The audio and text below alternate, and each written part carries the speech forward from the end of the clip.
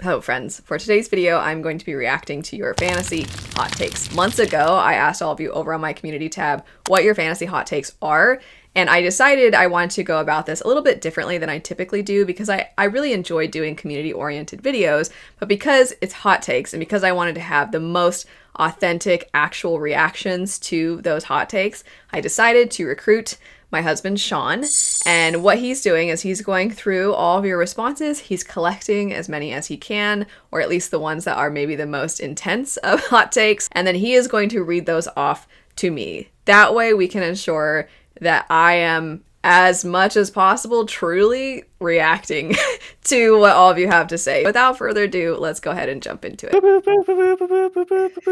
I'm here with Elliot Brooks. I'm Sean. And today we're going to look at fantasy hot takes submitted by some of you and get Elliot's reaction. How are you, first off? Oh, I'm great, thank you. I actually was curious what made these make the cut. Were you looking for ones that you thought I would heavily disagree with? Or were you looking for ones that you thought are really unpopular but that I would agree with? What was it that you were looking for when you were sifting through the many hot takes? I don't remember. No, I think there were a few that covered similar ground, so I tried not to have repeats. And there were some that I was like, heard it before. So I tried to go for originality. Are you ready for the first one? I'm ready. I will read them aloud for the at-home audience. My unpopular Nice reading, Sean. Take two. My unpopular opinion is that it feels like the loudest parts of the book community, even in the fantasy niche, are trapped in a bubble of what's popular / heavily marketed and refuse to make even the smallest effort to search for books outside that themselves. It's why I appreciate places like your channel where you read some books that aren't as heavily pushed, or even older books that may have been popular once, not always, but have fallen out of discussion in current times. So we're starting off with one that's kind of friendly to you. So, you know, making you feel comfortable. I see. Oh, are you gonna put me through it after? Yeah. I don't necessarily disagree.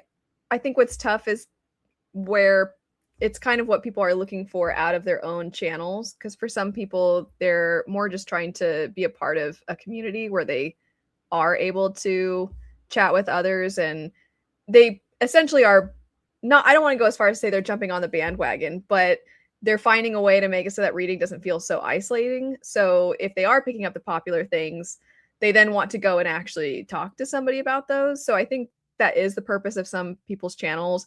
Other people, I think, are aiming to try to inform in some capacity because, at least for myself, since I do it for work, I do aim to try to find a mix of things so that I can relate to other people, since I know that they don't have all the time in the world to read, or maybe they don't have a great library system, they don't have as much access. So if they are going to spend money, they want to make sure it's at least something that they're interested in, whether that be the popular thing or the not as popular thing.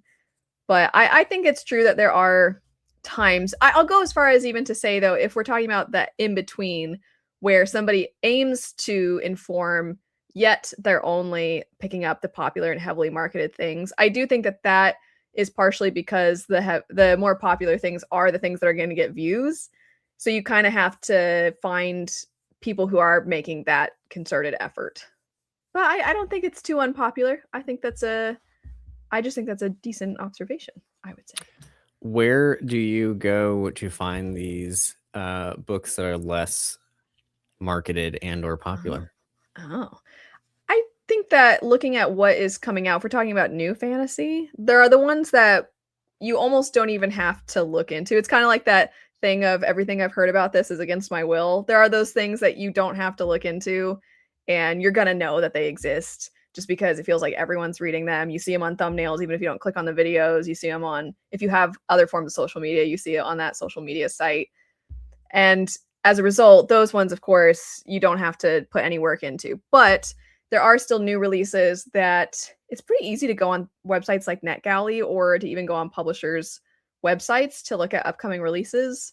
And through that, you can discover books that are maybe not getting as much of a push. If we're talking about older works, though, sometimes you and I will, walk around the used bookstores or the library, and there'll be something that I'm like, I don't know what this is. Smart. Oh, cool. Very good icebreaker question there. All right. Expansive word counts should invite more editorial scrutiny, not less. Although established authors can push a 500K word tome, it doesn't mean they should. Many novels could shed 10 to 25% without denting plot or voice. Even a 10% trim can lift readability by about 30%. As a fiction writer with dyslexia, I firmly believe that readers owe us nothing, and we should respect their time. So trim excess words and save unfocused side quests for short stories. I think that you especially agree with this. Did you pick this one because you resonate with it a lot? So I do. It is funny because we were just talking about a very lengthy novel that I do enjoy, and that lengthy novel actually was cut down significantly from what it was originally, which is frightening. But yeah, I think I especially resonate with the save unfocused side quests for short stories, because I don't know, man. Sometimes in fantasy books, you're like, why are we doing this thing that doesn't matter? Like, oh, good, I got the scene at the inn where there was like a sassy, I don't know, bard who sung a song. And you're like, did we need it? Is that bard going to come back? No. Well, I think sometimes, so I just read not long ago Jonathan Strange and Mr. Norrell, and that book, I do think you could have trimmed most of it actually, but then it would have completely transformed what the book was doing, because I feel like part of the amusement of that book is how much we dwell in sometimes what is basically an inconsequential moment, but it's not actually inconsequential to the reading experience. However, I think it's still okay to not really like that and feel like, okay, I want something that's a little more moving the plot along, kind of a story. I do think, though, that to the point of they should have more editorial scrutiny, not less. So I do agree, though. I think it's pretty clear from some of the other discussions I've had with everyone that the lack of editing is really frustrating. And when you have books that are really long, when they also feel like they have a lack of editing, not even talking about trimming word count, but just feels like we could have found different ways to word something. We could have varied sentence structure more frequently. We also could have asked the question of, is this relevant maybe a little more often? And that in and of itself is going to help cut things. I do think that kind of editing needs to happen. I don't like that it comes across anyway, like certain authors, I don't even know if I want to go as far as to say it's always the popular authors. It's almost like the chosen one authors, because it can still be a debut author that people know, or I should say in marketing knows, this is probably going to sell. So long as we are marketing it correctly, we're going to make a return on investment here. And I don't appreciate that. I do think that the editing should happen. However, I think some books on occasion, the length is adding something. It doesn't mean that I think always, and I would say most of the time you can cut. And I guess I want both editors and writers alike to come together and ask the question of, is this relevant? Is this necessary? And I think in that instance, you are going to have a better end result. But it just feels like it's, fast fashion. We're pushing books out as quickly as possible now, and they're not getting that time that they need. So far, I don't think these are hot takes. I think so far I'm just like, yeah.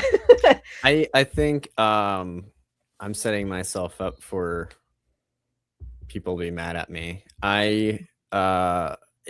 If your book is long because world building, and that world building is like, I really needed you to know that the people in this country wear this type of dress and the people in this country wear another type of dress, you didn't need to tell me that.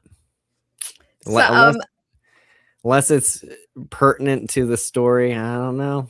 Sometimes I think it's pertinent to the culture of a certain place. Sometimes I don't think it's pertinent at all. This is coming from the person who hardly reads fantasy. Yes, I know. Meaning you, not me. I obviously am a big fantasy reader. I clearly have issues surrounding Wheel of Time from when I was like 12. Don't be upset with me. I'm just the interviewer. This is actually Sean's hot take. Yeah, this is Sean's hot takes is what this is. I think it's fair to say that Robert Jordan could maybe describe a little more than he needed to on occasion. I still think you could have maybe cut down on the amount of descriptions of dresses, and a little bit more on occasion might be the most generous way ever. I think a whole lot more than a little bit on occasion could have been cut out of that series. All right, moving on. Also, please send all angry letters to not me. Like I don't want angry letters. Okay. Oh wait, that's the one I just did. Sorry. You're killing it at host, I know. Sean. Okay. Those of us who prefer subtlety in our stories and themes will more and more become the minority as reading levels decline. This one's really preachy books are underestimating audiences, but they're being rewarded for it. So maybe they're not underestimating them, but rather perfectly estimating them. Oh, okay, this one does feel a little hot. Throwing some shade. Yes. Basically, it's like some of you are stupid. It's how this comes across. So interestingly, we just did a whole in-depth discussion about Frankenstein, and part of the conversation in regards to Frankenstein was about how some of its themes, anyway, feel fairly obvious, or at the very least are not trying to hide themselves. So I'm not opposed to things being direct. I do think that it depends on how it's executed overall, because I kind of come back to the same statement. You can have obvious themes. It's when the themes are obvious and you're being hit over the head with it and explained to over and over again. That combination is where I think you have a problem, because it's like, I have an overt theme, but I still don't think you're going to get it. So let me explain this overt theme. That's when it's treating the reader like they're an idiot. Whereas, sometimes you do have works that are leaning into subtlety or leaving things up for interpretation, or maybe there are a lot of layers to it. They're not saying one thing. They're kind of saying a lot of different things that are going together. So when that happens, I think it makes sense for there to be a lot of subtlety. I still don't think it's always bad to have things that are a little more overt. Now, I have seen some people give examples of what they consider to be really unsubtle explanations of things, and the things that they're citing, I don't agree is even what the author was doing. So I think an example of this, without getting too specific, because I don't want to make anybody feel bad or anything like that, but if a character is having a realization about something, and it can be a realization about themselves, sometimes that's just a character having a realization. But some readers have interpreted that as, oh, thanks for spelling out for me that this is what the character thinks and feels, which can be what's happening, but sometimes it's just trying to bring you along as the character is having moments of reflection or introspection. And I don't necessarily think that's a bad thing to include. It just depends, again, on the execution of it. Is it something that you need to clue the readers in on, or is it not? And then the other question that goes alongside this is it first person? Is it third person? Is it third person with the occasional, we've all seen the sort of italicized thoughts of the characters on occasion? Is it something like that? Is it actually backlist fantasy where there's head hopping, so you are popping into their heads on various different occasions? I don't disagree, though, that books feel as though they are not trusting us as much as maybe they used to. I think there used to be more examples of things you could point to as this is up for interpretation, or this has a direct theme, but we're not necessarily skimping out on having great writing or great character work or things like that. Now it feels like a lot of it is kind of simplified. I think that's the part that I don't love personally. I feel like a lot of this, Sean, you have mixed feelings about too. Yeah, I definitely have mixed feelings about this, because I've been on record to say, I think I even said it here before, hit me over the head with those themes, make it obvious. I don't mind if your story is obvious or moralistic or just kind of obvious in its point, because I think there is a line of subtlety that then you're like, okay, well, what were you trying to say, man? Like, I do think that's a little frustrating. Um, and there's a man, which Cormac McCarthy book was it where I felt that? It doesn't matter. Anyways, I just feel like sometimes just clue me in. You know, I don't know if I want to sift through layers of subtext to be like, I finally understand it. Because it feels occasionally like a little bit choose your own adventure. You know, like I got this out of this book. And someone else could be like, well, I got this out of this book, which I guess is also lovely, but I kind of want to know what the author's intent was just a little bit more. So I don't know. I might kind of disagree. I mean, I don't know if I'm paying attention to fantasy. Well, let me phrase. I'm not paying attention to fantasy enough to know whether things are just more obvious now than they were back whenever they were better. I can't say, but when they were better. Yeah. Whenever that's up for debate. Yeah. Yeah. But I don't know. I mean, sometimes like I just want to know what you're talking about. Just tell me. Yeah, I will say, I think though, if you're saying sometimes you want to know the author's intent. So I think that the author cannot tell you their intent outside of the work. I should be clear what I mean by this. I absolutely agree with that. They can, yeah. But I think it's okay to say like, oh, well, when I was trying to showcase this, I used this language to evoke this thing. Like if you're talking about an author interview or something like that, that's fine. But I don't like when there have been instances where people have had conversations about characters in books, their feelings about certain characters, their interpretations. And then if it's something that has a big fandom, the fandom will come together and be like, well, the author said this, so your experience is incorrect or you are wrong. And there are some exceptions to when I think that's actually okay, because sometimes people, it feels like, are purposefully trying to twist something and make it something it's not. But I do think there are instances where authors will write entire essays about a reaction to one person's feeling about a book. And when that happens, you are limiting what the reader is allowed to get out of it, their experience with it. Because I think what's so kind of transcendent, to be cheesy here, about works of fiction is sometimes maybe an author didn't necessarily intend on something in their work, but it spoke to someone in a certain way that the author, maybe they didn't really have that personal feeling or that personal thing that they were drawing from, but it still resonated in someone else. I think a good example of this, that's kind of a vague example, but anybody that is talking about trauma they've experienced and then they're kind of working through their trauma, even if the trauma itself is different, someone else can see that and be like, oh, them working through that reminded me of when I worked through this other very different thing.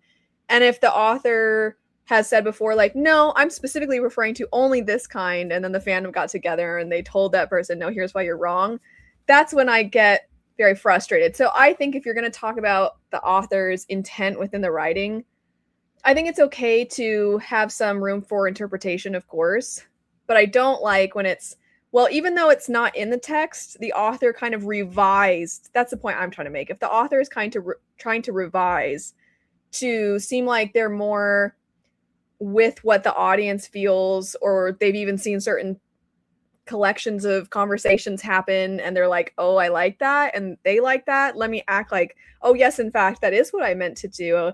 That's what I don't like. I think there has to be a healthy balance of the author having certain things and then allowing readers to have certain reactions, and also for fandoms to not then police what people are allowed to feel and experience with books. Moving on, if you're wanting to move on, we can do my unpopular opinion. I'll read this one aloud this time.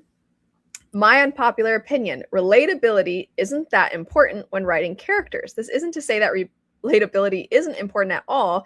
Giving a character some fairly common struggle, motivations, ideas, and feelings can help immensely in getting the reader to empathize with them. My concern is that writers may think that for the reader to care about and or find the character likable, they have to be relatable at every possible turn, giving them characterization that's so similar to the perspective of the average reader that they just end up as a bland, vanilla, everyman character. I don't think these are hot takes at all. I really agree with this one basically 100%. I don't think you need to go as far as always writing anti-heroes or antagonists necessarily. You can still write a character that people relate to, but oftentimes people will relate to a specific thing about a character even if they don't relate to the entirety of the character. So I think the part that is being stated here and that I agree with is that when you try to make them the most relatable character ever, you end up actually making them very empty, and it might as well just be a character, a reader insert type of character. But it's interesting because I feel like the difference is the reader insert character typically is associated with a character that has no defining opinions or personality or anything like that. The difference with this one is it's like we're trying to find the trendy personality.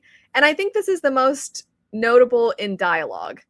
Because we're super close. In dialogue, you'll have characters that'll say, like, let's say I recently did a kind of deep dive on the not like other girls trope. And we've kind of come away from that, where now people have talked about how that's not a very good trope. And you rarely see it these days because it was so stupid.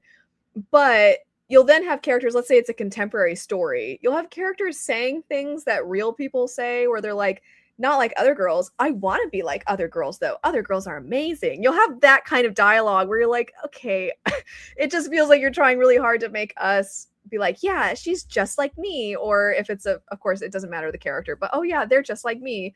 And I completely agree. It is very irritating. You can make characters their own people. I prefer characters that feel like their own people. I don't know if this is as much of a thing, Sean, for the books that you read. Even though I was referencing something that's more contemporary, it does happen, I think, in fantasy as well. But do you find that that's as much of a thing for you? No, not at all. No. Yeah. I was gonna say, like, I saw this one, I was like, relatability. I don't relate to yeah, I don't think they need to be relatable. What's a good, do you have an example of a character that you think is not relatable, or not, what I'm trying to say, maybe the author wasn't intending for them to be relatable, but they kind of turn out to be relatable? I don't know if the goal, I'm using this one because you actually do know this character. Glockta should not be relatable. I mean, the guy tortures people for confessions. None of us should have any we shouldn't relate to that, obviously. But just the being so done with everybody all the time. Yeah. I can't stand having to go to work every day. That just like everyday things are it's pretty funny. Yeah. Like, so I think that's either, you know? Yes. Even though he doesn't like stairs for a more legitimate reason. Yeah, much better reason. Us than just being like, oh geez, the elevator's broken, I don't want to have to take the stairs. I think his reason's a little bit better. By the way, I just want to say, if somebody hasn't read First Law, I promise if you read it, you'll know what I mean by relating to Glockta. Because if you haven't read it, it sounds like, what is wrong with people that relate to this character? Glockta, I think, is more relatable than Giselle, you know? Well, I suppose, I don't know, I think Giselle's such an idiot that I suppose sometimes you can relate on when you're having just a dumb, derpy day. I kind of came around to Giselle, but yeah, for another time. Yes. All right. I will read this one. I am the host. I don't know why you cut me out last time. I was very offended. I almost stopped the whole thing. My hot take is that guns belong in fantasy. If you're going to have wizards that can cast fireball, you can have at least flintlock muskets in your world. Now, I think this is a hard disagree for you. I think you don't mind it, but I don't know if you'd say they belong in fantasy. No, I think that I by no means think that they don't belong. I think it would be awesome. I don't think you have to have guns necessarily, but the way I'm perceiving this is that authors shouldn't be afraid to include them. Not just guns, but also having more societies that have progressed past the more medieval feel. And I 100% agree with that. I like having steampunk. I like having sci fantasy. I like having these things where we are past just swords and shields and that's it. I like the idea that we have other things as well. So yeah, I agree with this. I think they belong in there. I don't think you have to. Just kind of, I guess, repeating that same point. I don't think you have to, but I would like to see more of it. I think that would be cool. And I think it just goes to show how much we collectively have kind of limited ourselves, if that's even a mindset that people have, like, oh, I can't have that, that's not fantasy. Then that makes me sad. Can I say I don't necessarily disagree that guns can be in fantasy, but my thought, you know, if someone, I don't know, I'm just making something up. Let's say there's a fantasy set in like a World War II-ish like situation. It doesn't have to be like real World War II or something. But to me, it's like, okay, why don't you just write a World War II historical novel? You know what I mean? Like sometimes I'm like, you know, like did we need to have, you know, like I'm being really ridiculous here, but if there's like a tank and a wizard, I'm kind of like, I don't know. I don't like it. That's oh, I'm gonna maybe push back on you. I don't even think that's true. You really like East of West. That's true. I am totally okay with like American Vampire and Hellboy, which, you know, both of those have like the characters are in World War II at some point. So I guess I'm okay with it with horror and or superheroes. But I don't know, man. Just something about you know, the cavalry and the Civil War, and then there's also a wizard. I don't know. Or there's dragons. I think it just depends on how it's Hard done. for me. You just haven't read it. You I don't don't, read. but I have like no interest in it. Like I don't think that's true. just I the don't think that's sound of true. it. I'm like, just write some historical book. No, you love an off the walls. I know you. You love an off the walls crazy story that just throws everything in the pot and stirs it up and spills it everywhere, and then you're like, this is fun. Sometimes. I don't Yeah, know. sometimes. Yeah. Anyway, interestingly, you thought I was going to disagree with this one, and then you ended up being more in disagreement, and I'm in agreement. It's true. All right, moving on. Some books do not need sequels. I think this one's pretty true. I have a couple rapid fire ones. This is one of them. Okay, I like yeah, this amen. one. We don't have Amen. to like yeah, I think this is a yes or no. Some books don't need sequels. True. I think that's true. Okay. Let me move on here. We have every fantasy store needs a big food list somewhere. I like this one. Yeah, that's fun. I just saw Sean and I were just at the store and we saw a non-official cookbook for recipes inspired by Studio Ghibli, and I was like, that's so fun. That is fun. I think that um you can tell when the author has a love and knowledge of food, which I'll admit I don't. That's true. So that is never I'm never going to be good at writing like the best descriptions of food. But I It's mean, really some key, authors are really good key at world building stuff too. I hope it adds like 5 to 10% of the word count just about food. it. All right. So this one is actually kind of a hot take. Okay, I'm ready. And I think I know where I fall on this. I Okay. don't know where you fall on this. All right, Okay. get ready. Okay. If you have to take notes just to keep track of the characters and plot points, the author did something wrong. Oh, wait, and is there but John Gwynn's books, so I'm not quite sure what books you're referring to. Sorry, I got really squealy about that, but if I'm really looking close, that looks I like feel like odds. Malazan is implied. That's what I Yeah. thought too. I don't wanna assume. If you're referring to Malazan, then, okay. I I think some books, there is some kind of point to the experience of it, and I don't necessarily think it's wrong to play around with the rules and limitations that typically are expected of writers. However, I think sometimes people need to take a step back and ask themselves, am I mostly just proud of myself because I'm now part of this in group that got through something? Okay, shots fired. That hurt. Continue. Yeah, is it that, or is it that you uh maybe actually, I mean, that's basically, I mean, I think that's what it comes down to. My best way of kind of having a parallel here is there are some video games that the boss fight, it doesn't have any finesse. It doesn't even really have certain moves that you can track or learn to parry or anything like that. It is just insanely hard just to be hard. And in that instance, I don't think that's a good boss fight.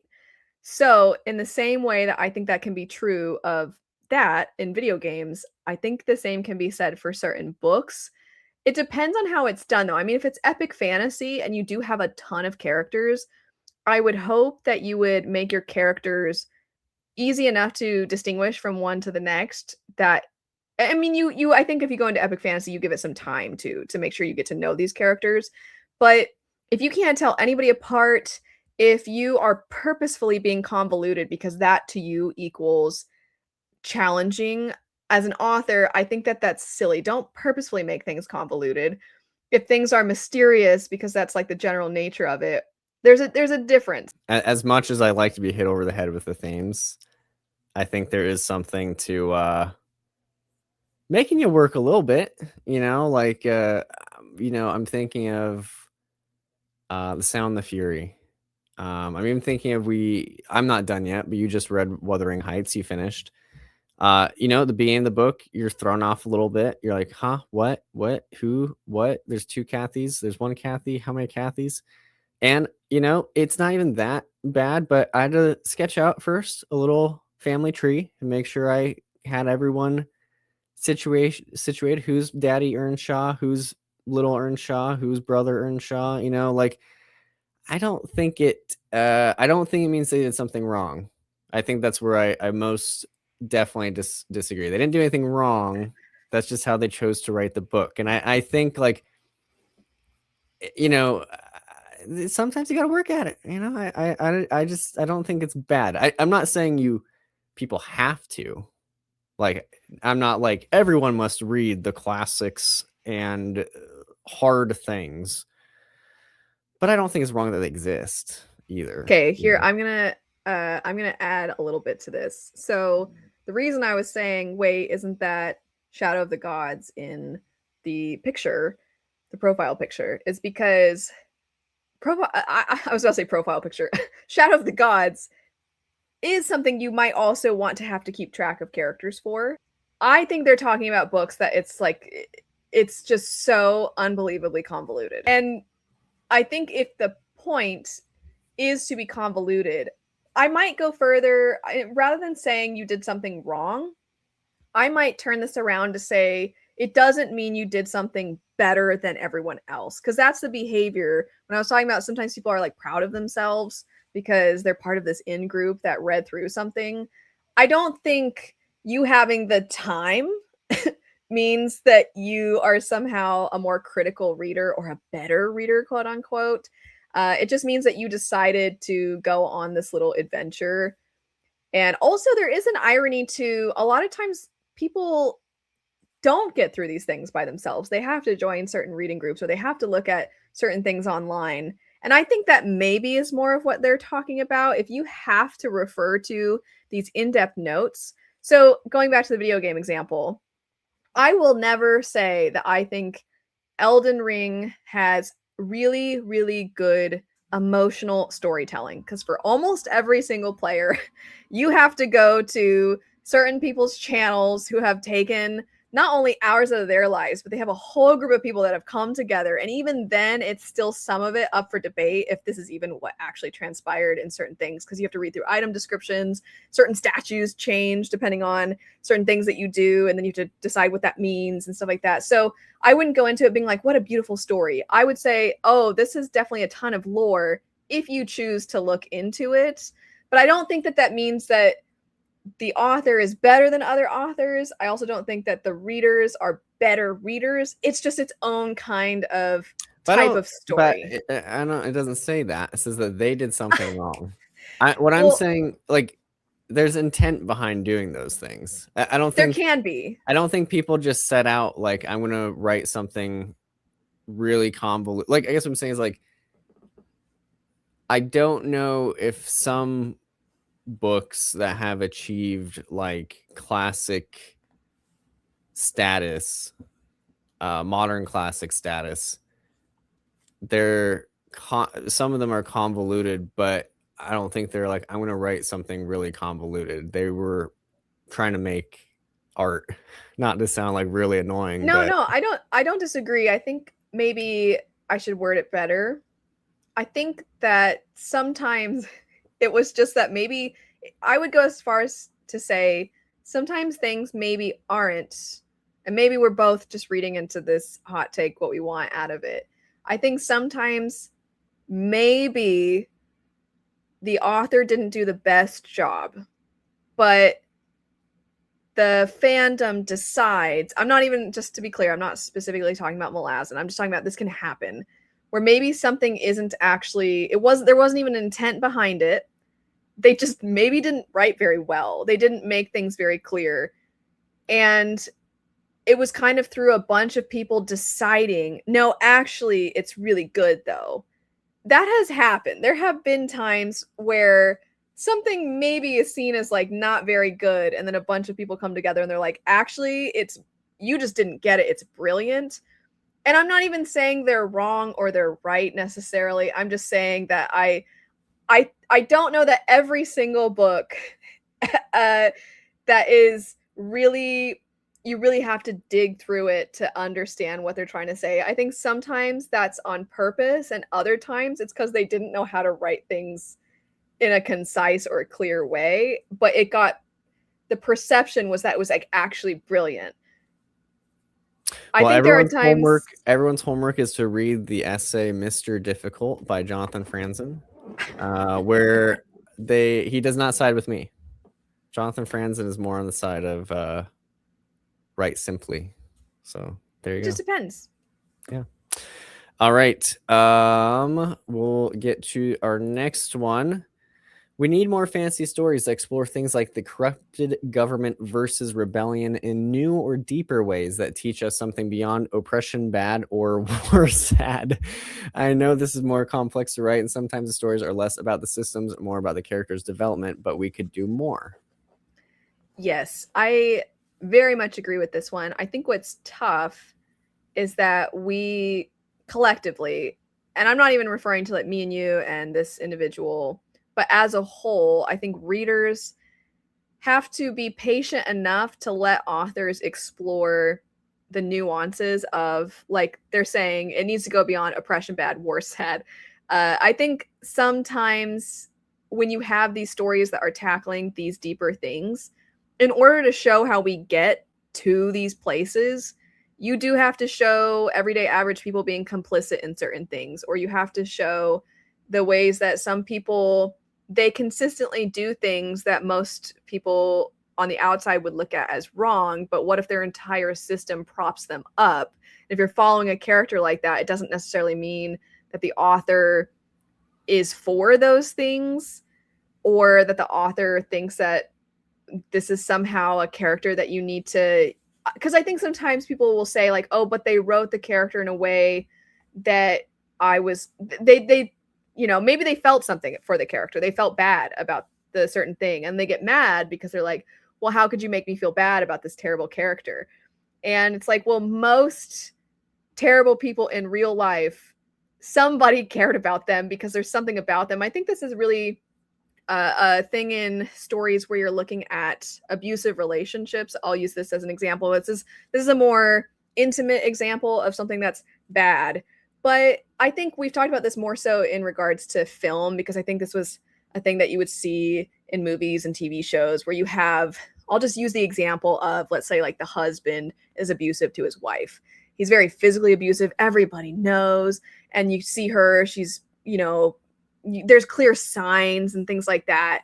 And he's this obvious villain, and then she's this like innocent person. And it's very black and white. But in actuality, most of the time, abusive relationships don't look that obvious to us.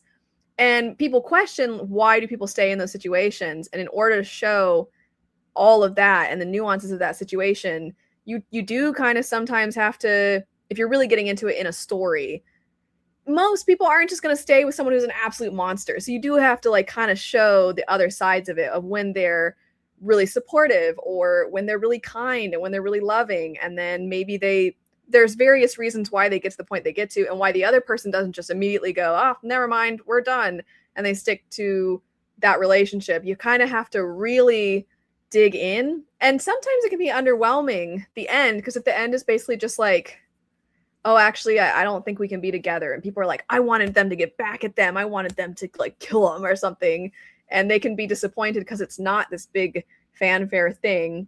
Now, don't get me wrong, there's always the satisfaction of the story where you have the hero finally takes out the bad guy, and that can be really satisfying.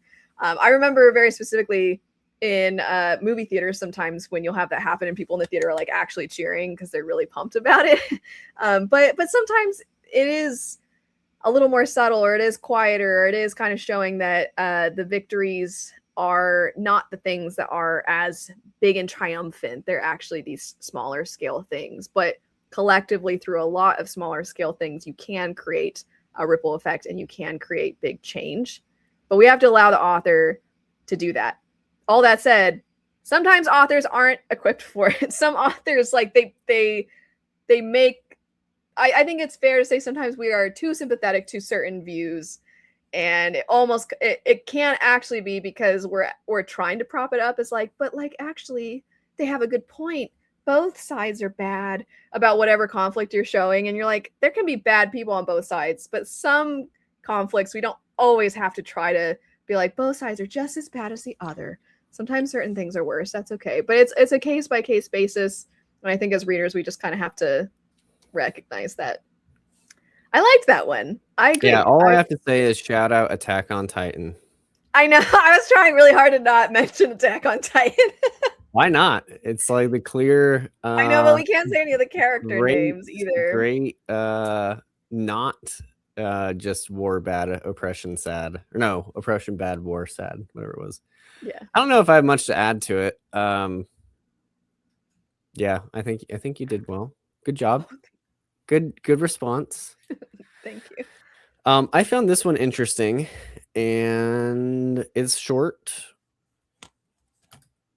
I want more tropey stuff. I haven't reached my limit yet. Oh, I like this. More. You know what? This is a hot take because this is not on trend at all. Ironically, can I answer this first? Yes. Okay. My initial reaction to this was, I don't know, but then I thought about how many detective novels I've read and how every time, you know, it's kind of like the guy detective who like plays by his own rules, man, and maybe drinks a little too much and is unorthodox and catches the bad guy, and everyone's always amazed at their brilliance. And every time I go, that's pretty good.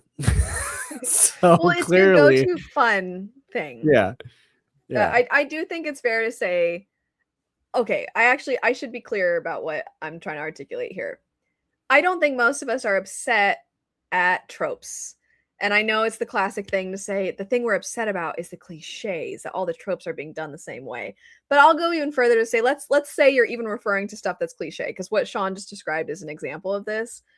It's that we're getting the same ones, and that once one becomes on trend, we only do that one. So I don't think most people are actually like, I don't want any tropes. Most of us want some, because we all have those things we love. That's why we go, I shouldn't say that's why, but it's sometimes why we gravitate towards certain genre fiction, because we expect certain things from that genre. So all the things Sean just described about like the noir detective novel, sometimes that's what you're going for. But when you go to fantasy, like the trope of the chosen one, or the trope of the fallen noble who's in hiding, or the trope of the animal companion, I'll never get tired of animal companion. Give me all the animal companions. But if we only ever explored animal or mythological creature companion relationships and stories, and then that was all fantasy turned into, I would be like, okay, we can vary it up a little, you know?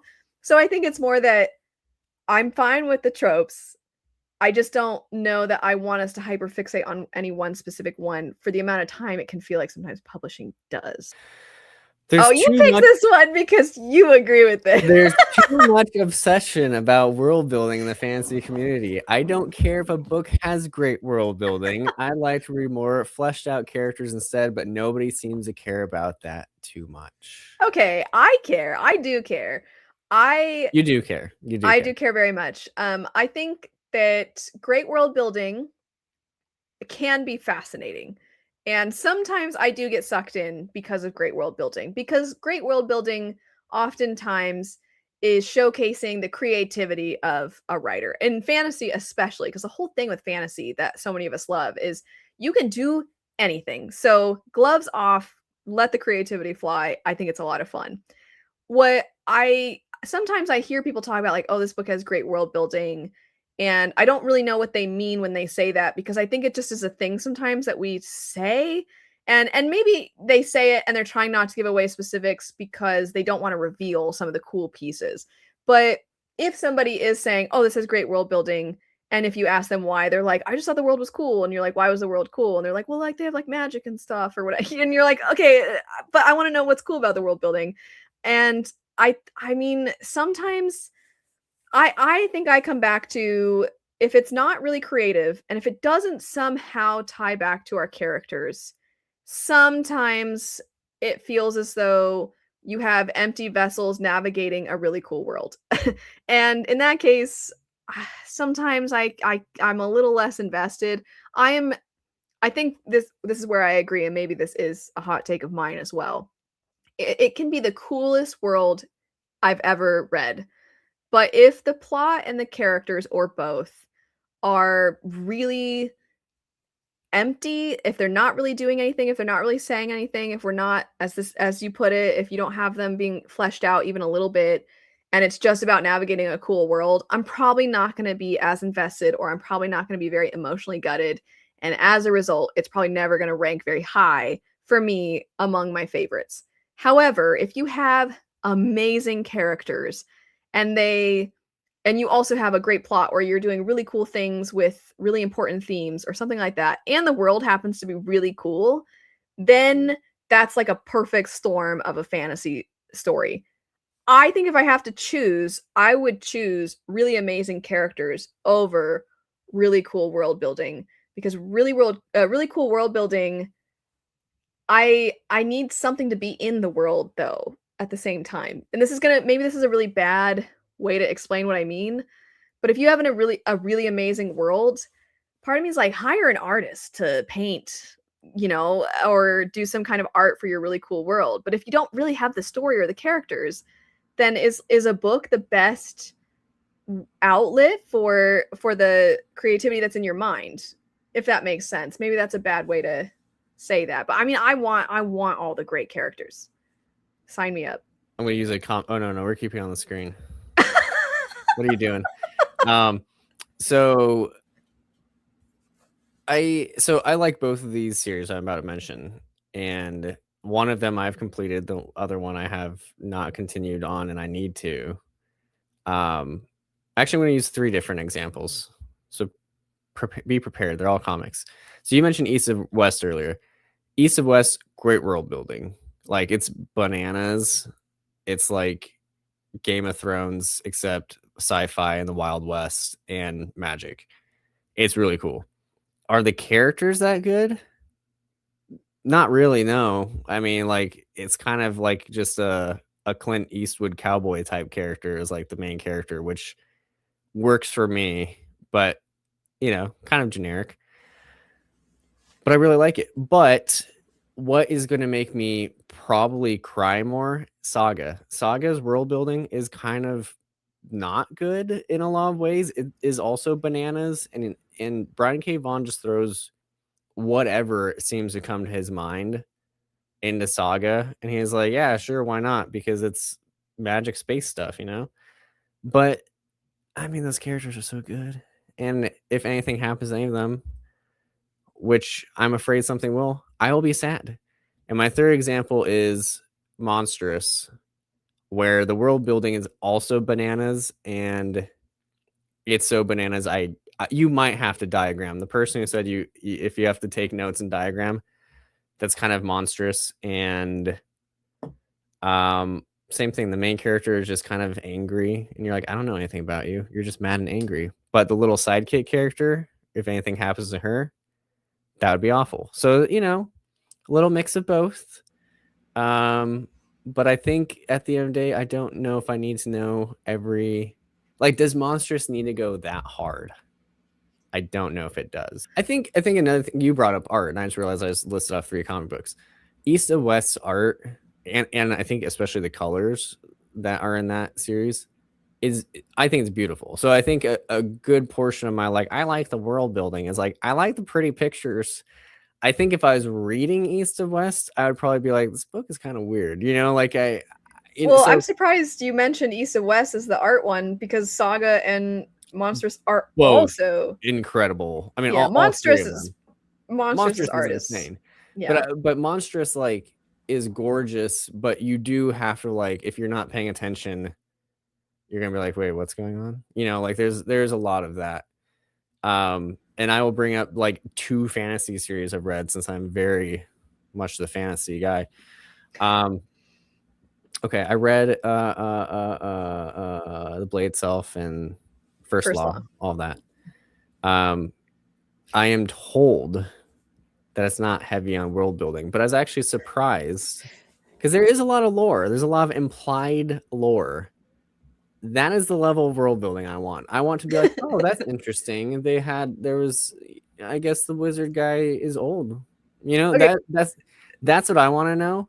I think that means you agree with this. Anything more than that, I'm like, you know, I don't care. And Perdido Street Station, bonkers world, but it's kind of just like, yeah, there's cactus people. Moving on, you know, like I don't know if it's. I don't need to know like the whole history of the cactus people. You know, just tell me That's there's fair. cactus people. All I can hang. How did cactus people come to be? Yeah, You don't need the full don't need it. explanation. I don't need it. No. All right.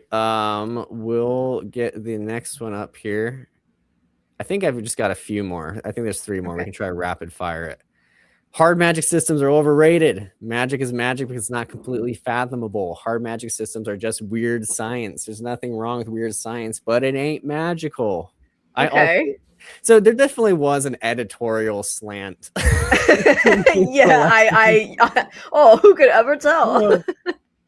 Yeah, I mean, I don't entirely disagree. I think that hard magic systems became popularized because of Brandon Sanderson, whether you like his works or not. I think then people started to point to Sanderson's works, especially Mistborn, as this is the gold standard for, we'll say the term world building, but also magic systems. But the concept of a magic system, I don't even really think was as strong. I don't even know if we use that term really much before more modern fantasy, where soft magic systems, of course there's pros and cons to both a soft magic system and a hard magic system. And one of the cons of a soft magic system is it could feel like we just invent any old spell or any old thing to get the characters to safety or to move the plot along. And when soft magic systems did that, I think that was starting to become a big enough issue that that's when people were like, well, we need some kind of rule. Otherwise, it's just always going to be a Deus Ex Machina sort of situation. But I don't necessarily think that that meant we had to go to the extreme of everything has to be extremely explained and scientific. Once it got to that point, yes, it's cool to have. I don't mind it being called magical. I don't mind the idea of hard magic systems existing and soft magic systems existing. I just think that people sometimes act as though hard magic systems are better, when I think really what sometimes they're saying is that they just don't want the Deus Ex Machina that you can have come up as a result of a soft magic system. I'll add one more thing, which is to say that because I think the idea of a hard magic system wasn't as common before as it is now, I think we were just very familiar with soft magic systems. So as a result, hard magic systems felt more innovative. And they feel more like, oh, we're pushing fantasy into a cool new direction. Because before it kind of was blending into some of the familiar territory. Hard magic systems lose the whimsy, I think. Yes, I agree. I like whimsy. By the way, I forgot, I can't believe I didn't mention this before, but when you were giving your rundown of the generic I can't talk, I'm combining too many words. Crime, thriller, detective novel, noir. It reminds me of, was it BoJack Horseman where they're like, he's a loose cannon, and they just all, was it BoJack where they just all have their exact like same, they're all just describing the different forms of, yeah, it's fun. all the police, all the different kinds of cop stereotypes in fiction. Great show. Anyway. Oh, another Sean. World building is not important to me. I don't care about mass gloss. No. I picked this for a reason. I must have. World, I don't care about maps, glossaries, big worlds, cool lore, or interesting magic. If those world building things serve the piece of literature well, then I appreciate it. But I don't appreciate world building for the sake of itself. World building is not the point. It's just a tool. I care much more about prose. This is why I picked it. Literature is about the written word. So it's definitely what I focus on most. And probably another hot take, fancy readers are too forgiving of low quality prose. See, there's a point to all this. I also care about other aspects of storytelling, like character work and plot development. World building, though, just isn't something I pay all that much attention to. I don't like it when it's the main only appeal of a story. Now, things that actually have great prose, that is nice. Like maybe we can try to like up the expectation. Okay, I want to stop talking. Goodbye. I just want to say, reading some older fantasy versus newer fantasy, I do think there is a difference, especially in really modern fantasy, in sorry, trying to get the camera to focus, in the prose, in the word choice that's used, the sentence structure. I think there's something to writing styles. If your goal is to write something that feels very inviting or feels very modern and you're doing it on purpose, that's its own kind of writing style. It doesn't usually work as much for me, but I recognize that it's a preference thing. But I think there's a few things we have to distinguish. I think sometimes writing, the intent is to be beautiful, and that can exist in all genres. And sometimes the intent is to be very clear, and that can also exist in a number of genres. And then sometimes the point is to feel like modern vernacular. You were talking about before, you mentioned First Law. I think you've also mentioned that someone like you really like Kurt Vonnegut's books. And you said before, you said before Kurt Vonnegut, not exactly the most beautiful. Yeah. Not at all. But I wouldn't go as far as to say that the prose is bad but also prose means like how you choose to tell the story. So I think it's kind of blending with authorial voice, which I do think that Kurt Vonnegut has. I also think that's true. I also think Abercrombie has. If we're talking about writing that feels like poetry, because I think that's sometimes what people think when they hear prose, but that's not quite the same thing. I think authorial voice and like how things are told to you, it doesn't have to be stunning, or it doesn't have to be really beautiful, and it doesn't have to be metaphorical. Sometimes something can just be very cutting, and it can be impactful because of how much it just gets to the point. I think Coates is really good at writing things where you're like, man, how you just took these these big concepts, these big thoughts, and you condensed it into something that you're like, that's exactly it, and it really resonates. And Coates sometimes being Ta-Nehisi Coates. Yes. Okay. Just checking. I was like, yeah. So sometimes you can have that where you're just like, I don't know how you managed to get to the heart of it, but you managed to get to it in a way that's succinct, and it really hits. It really evokes something. So it just depends. Like, just tell me something interesting and beautiful about the human condition. If you have not done that, I don't know if I care. All right, this is the last one. I don't remember it either. Due to the recent trends, I've found fantasy world building character arcs, etc., far more rewarding in manga, manhwa, and graphic novels than standard books. I remember this one as well. Okay, did you pick this one because this is the one that you felt like would be an editorial slant in my direction? Actually, no. I thought, I wasn't sure what you'd say. Now I get to find out. Okay. Okay. So I think that I think there's different kinds of storytelling in different places. And I think we almost don't even realize how stories are delivered in a certain way, or how characters are delivered in a certain way, until we start reading translated works or works from other mediums, and just works from other places around the world. And then suddenly you start to be like, oh, I'm so accustomed to this being how I learn about a character. I don't know that I ever realized it could be done like this. And so I think when you do read a mix of novels and manga, it really highlights because it's not only from a different part of the world, it's translated from a different language, but it is also slightly a different medium. I mean, it's still somewhat you're reading, but then there's the art that goes alongside it. So you have a number of different angles that you're approaching these different kinds of facets of storytelling through.